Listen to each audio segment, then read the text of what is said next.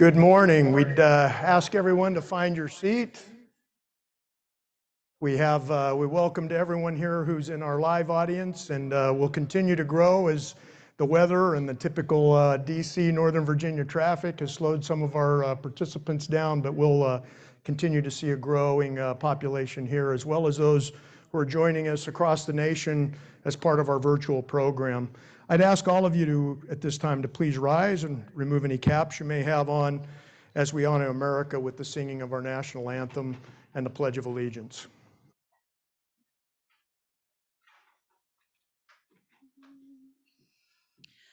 Oh, say, can you see by the dawn's early light what so proudly we hailed at the twilight's last gleaming, whose broad stripes and bright stars through the perilous fight o'er the ramparts we watched were so gallantly streaming, and the rocket's red glare, the bombs bursting in air, gave proof through the night that our flag was still there. Oh, say does that star-spangled banner yet wave o'er the land of the free and the home of the brave?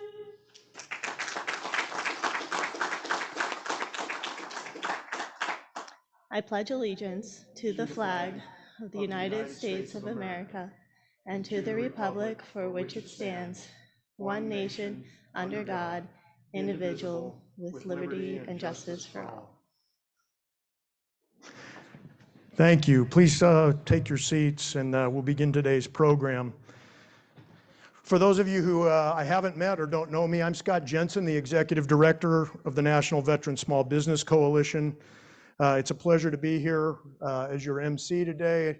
I'm joined by my Executive Director, Zach Armstrong, and we'll be guiding you throughout the agenda and our events throughout the day. Before I go beyond that and just mentioning Zach as a participant, you just met Sarah Staley, who was up here beautifully singing the anthem, but I would like to give Zach Armstrong and Sarah some applause. They're the heart behind what put this program on together, and we appreciate their work. I'll tell you what, this is remarkable. We're here in person with hundreds of you at the lovely George Mason University Auditorium on their Arlington campus, and with hundreds of you virtually. This event is an entirely focused on access to capital for veteran government contractors and those that work for and serve veteran GovCons. To give you a little bit of context from our registration data, 66% of those involved in today's events own a business, meaning many of you support and also support GovCons directly or indirectly. Additionally, our audience today consists of 68% veteran and service-disabled veterans. Also worth noting, just to give you more context, 57% of the audience today, both live and virtual, represents emerging firms. 57% emerging firms from 0 to 5 million. 13% of the audience represents small firms from 6 to 30 million. With all that data, we couldn't be happier to have you here with us, along with our close friends and subject matter experts with us today. What I'd like to do is begin by welcoming to the stage our first presenting partners, JPMorgan Chase & Company, specifically Mr. Rhett Jeppson. Rhett and his team have been instrumental in making this event possible. I'll ask Rhett in a moment to provide his perspective on the GovCon space, specifically as it pertains to access to capital, to trends that he and JPMorgan Chase are seeing. Additionally, Rhett will share a bit more about what we've set out to accomplish today by presenting this event. This activity has received an overwhelming response, and again, thanks to the generosity of JPMorgan Chase, we were able to offer tickets at incredibly low prices, particularly in the DC area, that are nearly unheard of for this type of an event, and we really appreciate their support and sponsorship. Rhett, why don't you come up and join me on the stage, have a seat. Please welcome Rhett, if you would. You bet. This event is a true collaboration and expanding in our partnerships at NVSBC. As I mentioned, we're hosted by George Mason University, specifically the Greg and Camille Baroni Center for Government Contracting. Coming up to the stage next is Jerry McGinn. Jerry's the executive director of the center, and he will share more about the Baroni Center's contributions around a series of studies related to defense finance and how that impacts veteran-owned small businesses. We couldn't be happier to bring this event together with the team at the Baroni Center and to have such a generous host. You all have been great, and we appreciate this lovely space, as well as the opportunity to work and interact with you. We're immensely grateful and look forward to continuing this collaboration. Jerry, please come to the stage.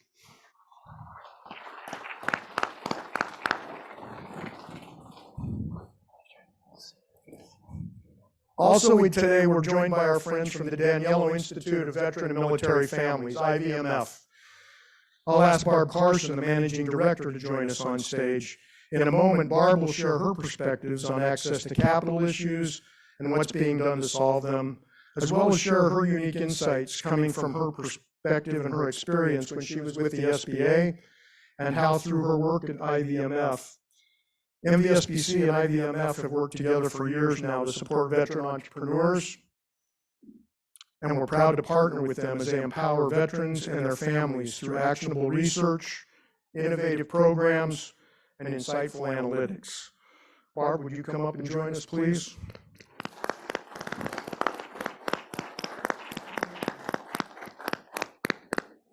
I'd also like to offer a special recognition to our friends at SB Liftoff.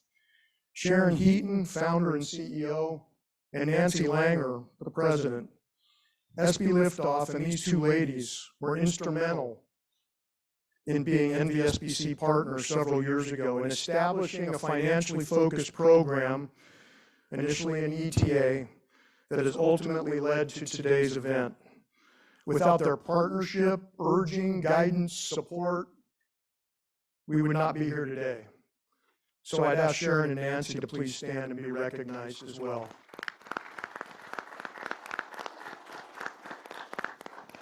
Sharon is moderating one of our general sessions today and co-leading an in-person breakout on transition capital in a little bit. In attendance, we also have NVSBC staff, board members, and hundreds from the GovCon ecosystem, including federal officials, large primes, service providers, and of course, those that we all serve, the service-disabled and veteran-owned small businesses.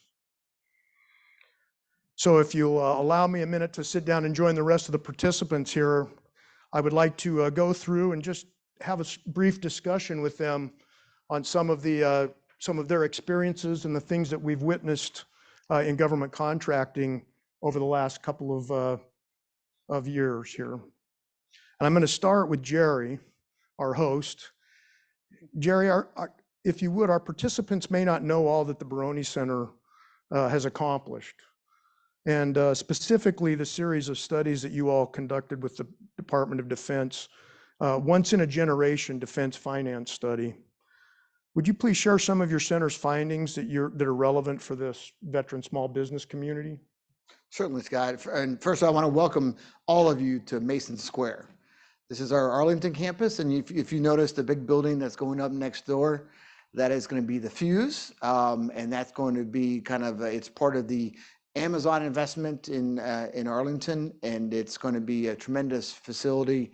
We're going to have an open space for incubator companies, for a SCIF for collaboration on classified programs, and that's going to actually, we're going to knock through this wall over here and have 1,000-person conference space as well. So, so welcome to this, and Luckily, we don't have hammers going, so you don't hear the jackhammers going. But so anyway, so Mason Square, great to be here. I'm an accidental academic. I'm a veteran. My classmate Sean Drake is going to speak at one of the next sessions. And I also have a kind of a sole proprietor LLC. But what I do is I run the Baroni Center. I left government and I came here to stand up this center, focusing on the business of government, on how companies like yours, and government agencies work together to accomplish the mission for our soldiers, for our government officials, and for our government agencies. And we do that through studies and analysis and events like this. And so we're really thrilled to partner with Scott and Phil and NVC, the National Veterans Small Business Coalition. But to answer his question, one of the things we've done, we do a fair amount of sponsored research. We're doing an event next month where the Department of Defense's planning, programming, budgetary and execution system, the PPBE, their budget system. We're having the final report from the Congressional Commission on that. We're going to have the commissioners here for that event, and we've been fortunate to do some analysis for that, which we'll publish later this spring. But what Scott mentioned is we were fortunate to help the Department of Defense, and they did a big defense finance studies, and we did a number of efforts led by some of my colleagues that are here, like Lloyd Everhart, who's in the back. And one of the studies we did was looked at small business financing, and that one had tremendous impact. It actually led to one of the findings that came out of that research was that the government is starting to pay really well. I mean, they pay on time, the Prompt Payment Act, and so government businesses like yours that are primes are generally paid promptly. However, subcontractors to primes struggled mightily. They are not paid on time by the primes. Their schedule of payments can be net 60 and above. So the challenge of that is something that has led to congressional action on that. There was in the last National Defense Authorization Act to help, and that was direct result of some of the work that we did for the Department of Defense. So we're honored to do those and similar kind of event studies. And so, but most importantly, it's great to have you all here. And it's been great partnering with at the NVSBC and my team led by Charlie Douglas. So thanks. Rolls off the tongue, Jerry. We all struggle with that. I hear that. As part of your study and obviously in your comments, you have close observation and interaction with DoD's Office of Strategic Capital. I'd be interested in giving some insights to the audience on how that particular office could be useful and help veteran-owned small businesses. Yeah, so there's a new office that's been set up led by a gentleman named Jason Rathke, and it's called the Office of Strategic Capital. And their focus is on helping get companies access to capital, and because there is sort of there are venture-backed companies, but then there are some companies that struggle, and so they have actually set up a program which is built off an SBA authority, which Barb probably knows well. And they're starting to do investments with companies. So if you all are connected with them or you're interested, I'm happy to connect you with some of those. There are lots of veterans on that team as well. Thanks, Jerry. Coincidentally, the other two members of our panel here both have prior history at the Small Business Administration, and then have taken paths both federally and then into the commercial space and the academic space. So we're blessed to have perspectives from two that we wouldn't necessarily get coming from the Small Business Administration, and we do appreciate that. So I'd like to move the conversation to you, Barb. And IVMF and your team do so much for veteran entrepreneurs through all your programming and research, and we really appreciate our ability to participate with you. But you see so many topics from multiple angles and from your multiple experiences, from programming, the research side at IVMF, and your time at the SBA and government contracting and business side development. So help us set the stage around sources of capital and what your observations are about what's available and what the challenges might be in getting access to that. Thanks, Scott. Well, it's informed by collaborations like these. So I'm glad, Jerry and I are going to have lots to talk about. I'm so glad to finally meet you. I know a lot about the Baroni Center, and thanks for sharing what you have thus far this morning. And then with NVSBC, I've been with you in one way or another since 2013, watching the impact you're having on policy and the way you advocate as the only organization I've seen that is solely focused on veterans and federal contracting. And then Rhett, currently at JPMC, but formerly at SBA, is with us at every stage where I do see capital now at IVMF, from ideation and people thinking that there's really a bank that's going to give them startup capital when they don't even have the first idea whether they still are like a hobby or you're going to go for a venture that could be money making. So our research continues to show from that entire spectrum of startup to looking at VC and potentially exit, JPMC has been a great partner in bringing us together all for resources along that spectrum. So I will say that our research shows, and I'm seeing it all the way through that spectrum, that veterans are less likely to seek capital.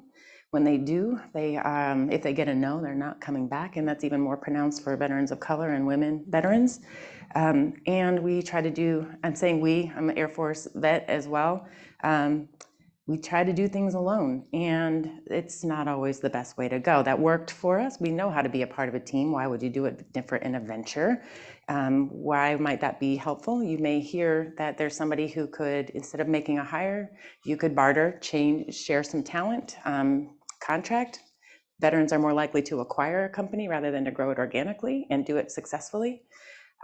And on the MilVet startup, which JPMC also helped sponsor out in San Francisco, I followed up with a number of people who said one of the challenges they're facing now, back to this theme of doing it alone, is that VC is looking for a team.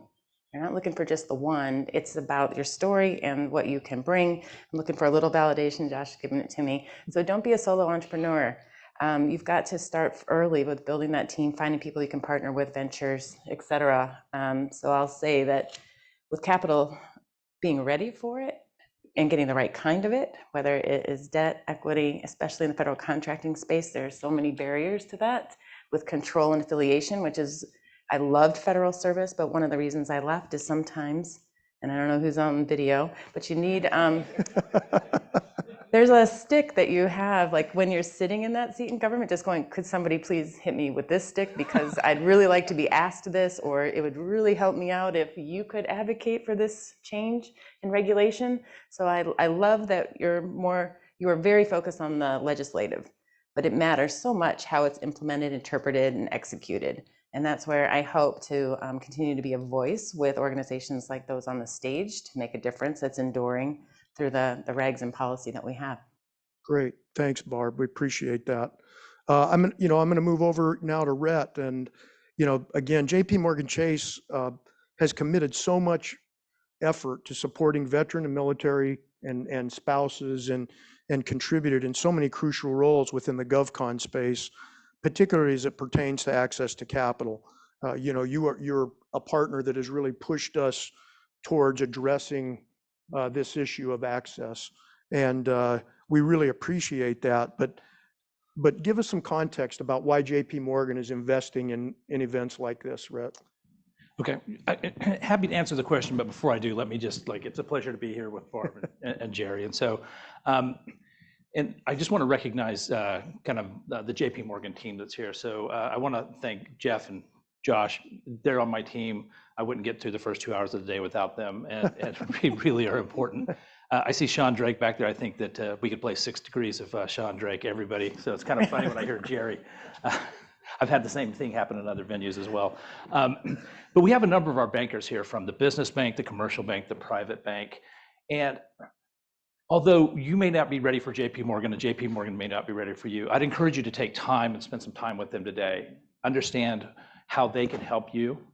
And they can help you more than just on the give you a loan, tell you how to get bank ready for this. They can help you think through as you grow and develop this business, whether you're coming into the business bank size, which is our 20 million and below, or commercial bank, which is generally 20 million and above. But on the private bank, one of the reasons why you're doing this is because you want to build wealth for yourself, your family. You need to think about some of these things as you start. And so JPMorgan can be a partner with you in that. So I encourage you just to take the folks to the side, ask them some questions, make contact. Sometimes you'll be with a smaller bank, but at some point you will outgrow generally that bank. We're a full service bank. We'll handle you from beginning to exit, and can be a partner in various ways. So let me circle back to the access to capital piece. So when I was at SBA, there's 3 things that we really focus on there. One is education, entrepreneurial education. Number 2 is access to opportunity, and Barb led a big section of that with government contracting. So in the government space, that's set aside as access to opportunity. But by far the most difficult of the 3 things is access to capital. It's difficult. And there's a lot of nuance to it. And so our time in service doesn't really prepare us for that access to capital piece. Like, when I came out of the service, I mean, if you would have asked me debt versus equity, I would probably struggle a little bit with that question. And and here I was running a small business at one point, a family business. And so it may not be as natural to us as some of the leadership things that we bring in there, but it's not only veterans that struggle, it's all small businesses that struggle with this. And so we believe that we're trying to help solve for the most difficult component of small business ownership. It's, access to capital, which involves so many facets. It's, your line of credit, your payments, your cash flow situation, positioning, and on and on and on. And the more you know about it, the better are you positioned to make smart decisions and find the right type of capital for you. And you're going to hear a lot about this today. You're going to hear about, like bank debt. You're going to hear about factoring. You're going to hear about, which factoring has a bad term. There are some better solutions than other solutions. You're going to hear a lot about debt and equity.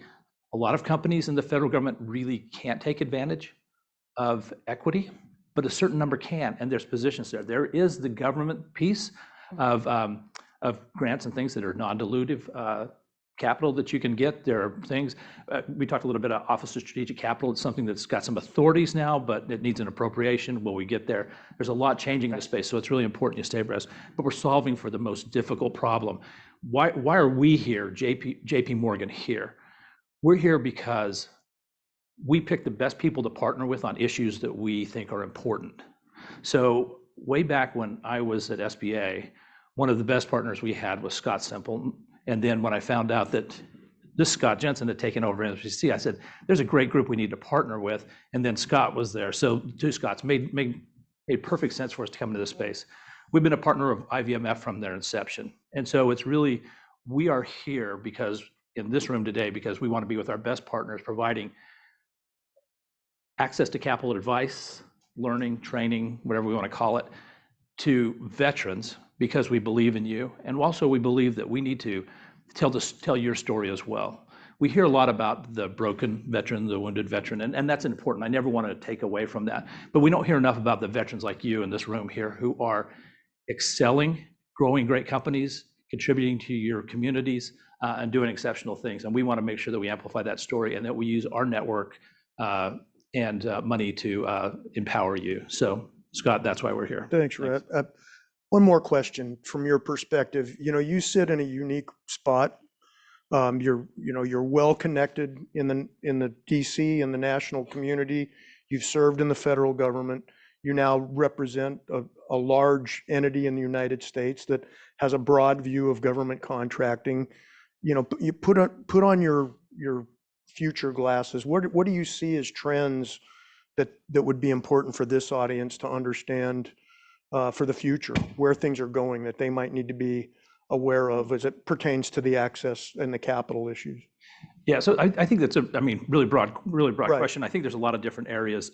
One thing I would say is that we're seeing veterans elevated in the business space where we haven't seen it in the past. And I think it's in large part to some of the programming that was started at SBA and that Barb was in charge of for a long period of time. I will tell you that they wouldn't be as successful as they are if she wouldn't have been at the helm during that time frame. I'll also go back and see, look at, this goes to, it has application to those that are in the national security space. We know that in government spend, more than half of it's in DOD. When you throw in the IC, it's probably 75, or around 70% of all of government set aside spending happens in those activities. When we go back out and we talk to the big VC firms out on the West Coast, thinking of one of the really big ones, I was with one of their chief investment officers, and they'd set up a new fund that was not looking specifically at like West Coast consumer tech type of thing, the thing that's looking for the next Facebook or TikTok or whatever it is. And their fund was looking at other industries, and they were looking at housing, healthcare, a bunch of other things, looking to make VC type investments outside of that tech space. And I asked them where they're finding most of their opportunity. They're finding most of their opportunity in the national security space. And so we're going to see more and more VC money flow to that. I think that one of the things that DoD did was great, was they identified these 13 areas of critical technology. It's helped focus up what the needs are, but also it'll allow us to bring that type of innovative commercial sector capability to national security problems. I think that we'll see some evolution in that, and I think that veterans are ideally positioned to do that. I'll just give you one more data point. About 2.5 years ago, we started to look at veterans in the VC space, and we knew of a handful of companies. We knew, Scout Ventures and one or two. There's about 95 different veteran-founded venture capital firms out there. Most of them are still, Fund 1, Fund 2, still early. But we're seeing more and more veterans come into the equity space, not only there, but in private equity, and we'll talk more about that later. But we're seeing veterans who have always been, to some degree, in the finance space, being more coalesced in that. But we're also seeing new opportunity that intersects with your service, with your prior military service as well in the national security and intel space. Great, thanks. So, at this point, to keep the day moving, I do want to say thank you to our partners here on the stage and our friends at SB Liftoff. Your investment and meaningful resources really make a difference. You don't just talk the talk, you walk the walk, and we really appreciate that. If you haven't figured it out, if you're trying to figure out who the dumbest person in the room is and you can't find them, you might need to be looking back at in the mirror. And I feel that way on this stage with these leaders and brilliant GovCon focused folks. So it really is an honor to be able to share the stage with you. You will have a chance to talk with these folks. NVSBC focuses on creating networking opportunities at all of our events. And while we'd love to be able to have an hour's worth of question and answer for just these folks, we do need to keep moving. But they will be standing around in our networking session. If you have questions, please come up and corner them and pick their brains, because you're not going to have an opportunity to speak with folks like this very often. So, if you could join me in thanking this group of leaders and their commitment to this program. Thanks, Scott. Thank you, Scott. You bet. As we transition, I'm going to ask Jerry and Barb to join me off the stage, and I'm going to turn things over to Rhett to do some introductions of our keynote. So thanks again, and Rhett, the floor is yours.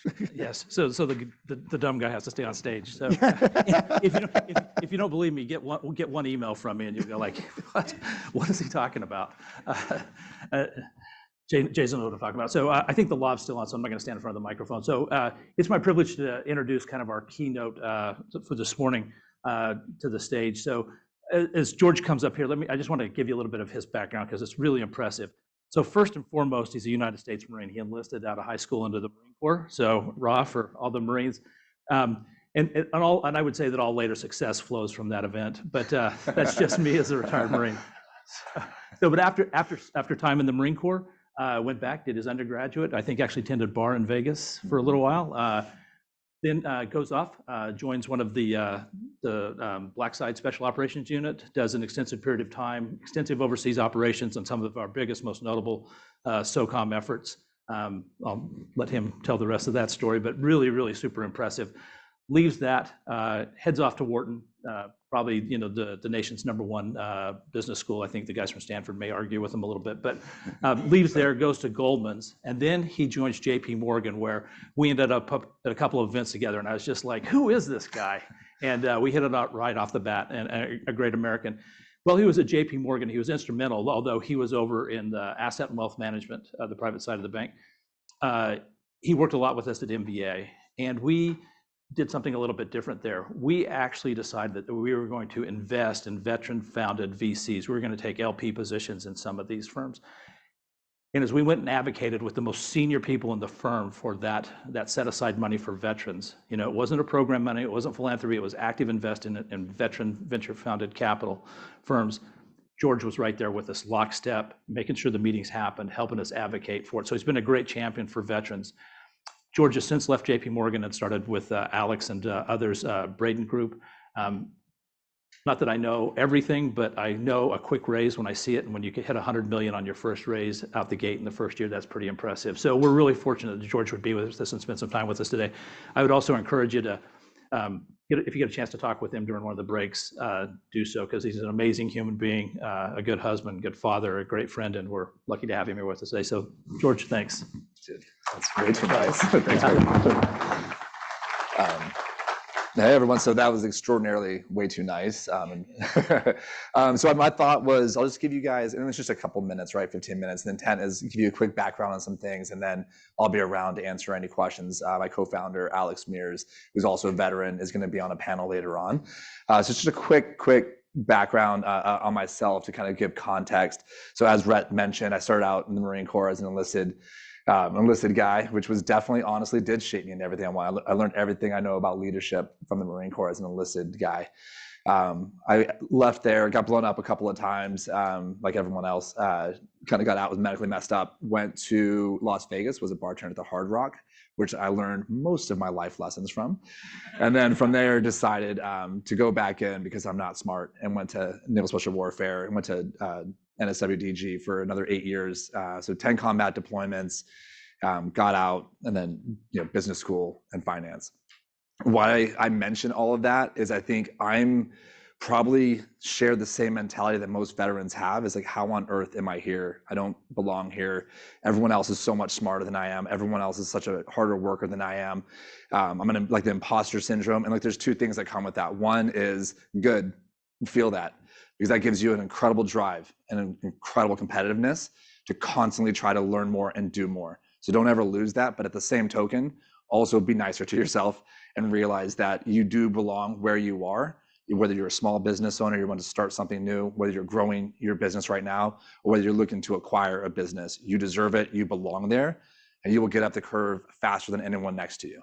So I want those two things to be critical. I think as we think, so this conference is obviously about, it's funny, I was just looking at, I put a note to Rhett to like see if what I was gonna say was good, and I saw a funny meme that he sent me instead. So I think, like, obviously this conference is about, it's about like the three different categories, right? And so if you're someone new that's looking to start a business in the government contracting space, look, pay attention to those things. It's a very different skill set than the second category, which is, I have a business, I'm growing it, I need some more equity or debt, I need some more capital to take this to the next level. And then the third, obviously, is I want to acquire a business, and that's obviously, like, my background in private equity, is I want to acquire a business and take it again to the next level. So the quick things I would say on that, because you're going to learn about it all today, is the skill set from going from 0 to 1. You'll hear that comment often, 0 to 1, is it's a lonely endeavor, right? I highly agree with Barb in that you should definitely not do this alone, right? The strength of veterans is we're the best team players in existence. We're hyper competitive, but we have soft elbows. You will not find that in the commercial world. Very rarely, if you ever do. And in finance, I think you'll never find that. Coming from Goldman Sachs, love them, and JPMorgan, also love them. It's a part of life, right? So everyone's competitive. But the unique thing about veterans is we are an earned diversity group with bonds that are forged in combat, training if you didn't go to combat, which, by the way, if you didn't go to combat, a lot of veterans come up to me and say, like, well, I didn't do this. Yes, you did. You signed up to do something. You have the same teamwork, the same training, you have the same mentality. And so you have this gift and this strength that you can bring to a startup world or to grow through any one of these stages. But our strength is in our group, right? The 2 is 1, 1 is none. We all have, sort of each branch has our own expression and our own saying of how we think through that. It is lonely, though. So definitely try to surround yourself around it. You're going to find yourself, and maybe I don't have a peer, right? Like, I'm trying to raise money. And by the way, that is the hardest thing to do, is raise capital. So this conference is fantastic. So thank you so much for putting it on. So raising capital is lonely. You're going to first get excited. I'm jumping out of the gate. I have this new idea. I'm the best. I'm the man. I'm the woman. I know what I'm doing. And then after maybe like your 5th, 6th, 17th, 18th, 20th, no, not right now. You're a first-time fund or you're a first-time business. That's cute. No, thank you. Then you start doubting yourself. And you start saying, like, okay, maybe I'm not good enough. maybe this isn't the right path for me. I should have stayed in the military. I was good at that. People always say like, well, at least you're not getting shot at. And people tell me that. I'm like, I wish I was getting shot at. I was good at that. Obviously I'm here, I made it, right? Like that's one thing I was able to do really, really, really well. So I would much rather someone shoot at me because I know what to do, right? And that's when it kind of hit me is I still know what to do. You still know what to do. Raising capital is extraordinarily hard. So what? Do it. Right? Selection and training in the military is really, really hard. So what? You did it, right? Do what you're good at. What are we good at? We pick an objective or a mission, we backwards plan, we execute flawlessly, and we have a no-fail mentality, right? That's the strength of a veteran. And what does that encompass? That encompasses everything. So if I want to start a business, then I identify what that is, and I backwards plan, I realize I have to raise capital. How am I going to do that? To your point earlier, they do care about teams. Don't do this on your own. Surround yourself with extremely intelligent people and do not create an echo chamber. Like if you look at there's three co-founders in my business, myself, Alex Mears, who you're going to speak with or hear later, who's just the biggest brain you'll ever meet in your life. So ask him like every question. He is an absolute genius. And I mean that literally. And then we have Steve Ressler, who's our third co-founder, who's a tech guy, and he's an entrepreneur. So the three of us are very, very different. So we're not an echo chamber. And that's actually what a lot of funds or a lot of investment vehicles that are looking to give you money care about. They don't want to see an echo chamber. They don't want to see three vets who are like in the same mindset, who are all on the same team, who are rowing in the same direction. No, because that's just one person. You need to have a little bit of diversity of thought, right? And so as you're thinking through that, as you're backwards planning, that's a key component of it. Now, if you're in the growth equity stage, as you're backwards planning, because I want to get more, you need to start thinking through an exit or how you're going to get further. So if you're starting out, you can do small business set-asides, service-disabled veteran set-asides and all of those. But if you want to sell, that doesn't work. So as private equity, when we acquire a business, we knock all of that out. So we can't work. So we can't use those contracts, right? And we are combat service disabled veterans. We're 66% of us are on the owner side, and we're 33% minority owned. Doesn't matter. That's all gone the second that a private equity firm acquires you. So just have that in mind. So as you're going to grow this business, you need to think through, how do I get to that prime status? How do I get rid of the small business set-asides? Because you have to be able to do that to sell, to get the real money, and get to that next level entity. If you're acquiring a business through the entrepreneurship through acquisition model, which obviously is our passion, again, you're going to knock it out unless you're doing it on your own and you're doing it through debt. And so these are the things you have to think through: capital allocation and how you structure your sort of like capital stack. There's all these little cliche words you learn in finance. It really does matter as you're building this process out. So when you're backwards planning, this is critical. Understanding what kind of capital is available to you, how you're going to set yourself up for success, and how you're going to set yourself up for exit. Always think about the exit when you're starting. Because we're not doing this just for a job. We all had jobs. We had careers. We're doing this to do something better and something greater, right? And so I think as you think through the capital raise, like I said, it's going to suck. It's going to hurt a little bit, but that's okay. It's going to be lonely. It's going to feel that way.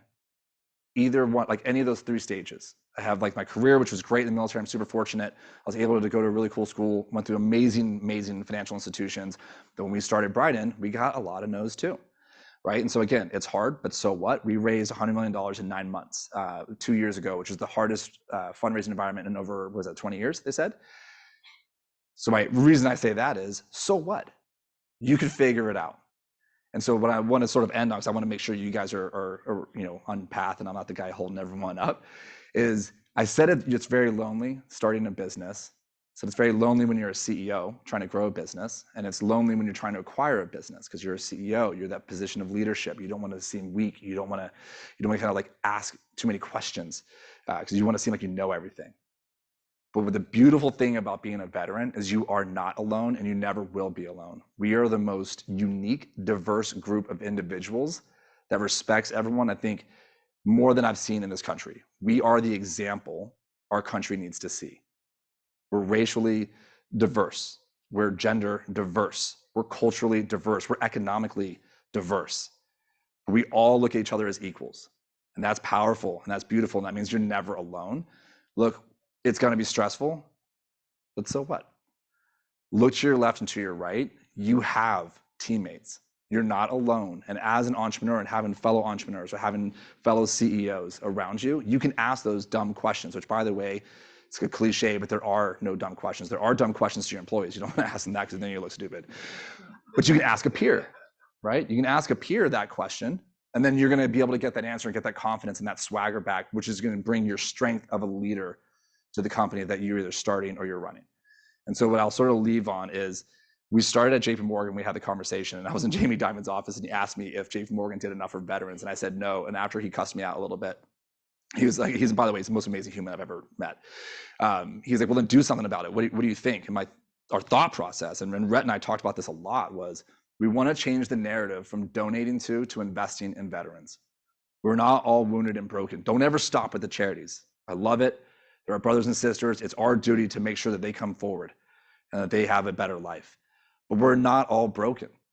Even if we are, because I am for sure, we can hide it and we can push through it.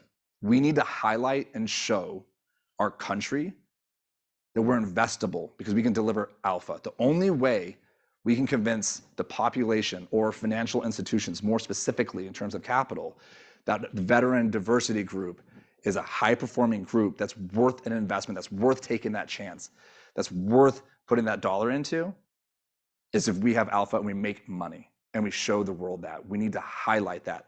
We need to show our successful veterans. We need to show that we are more than just our sort of peers. So I'll leave with that. It's a great, great conference. I'll be around for a bit. So please, if there's anything I can answer, I'm more than happy to do. I did go a minute over, so I apologize. That's it. So I hope you guys enjoy the conference.